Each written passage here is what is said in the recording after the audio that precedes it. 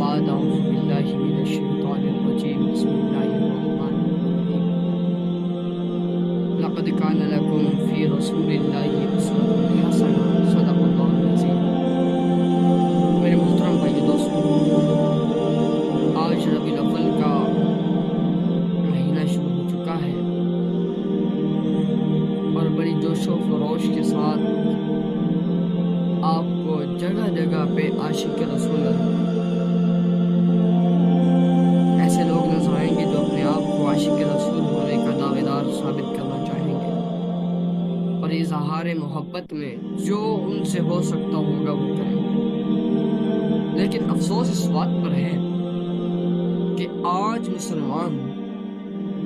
جناب رسول اللہ صلی اللہ علیہ وسلم کی سیرت کو چھوڑ کر اپنی طرف سے خوشی کے طریقے نکال کر کے خوشی ایک طرف مجھے ایک عاشق رسول وہ بھی نظر آتے ہیں جو ساری ساری رات مصلی پہ بیٹھ کے اللہ سے دعا مانگتے تھے، اللہ کے سامنے گڑ گڑاتے تھے، روتے تھے اور نبی کریم صلی اللہ علیہ وسلم کے عشق اور محبت میں اپنا سب کچھ قربان کرنے کے لیے تیار تھے اور قربان کر دیا۔ جناب سیدنا صدیق اکبر رضی اللہ تعالیٰ عنہ کی زندگی پڑھ کے انسان دیکھے تو پتہ چلتا ہے کہ جناب صدیق اکبر نے اپنا سارا مال حضور کی خدمت پہ، حضور کے نام پہ، حضور کے اشاروں پہ قربان کیا۔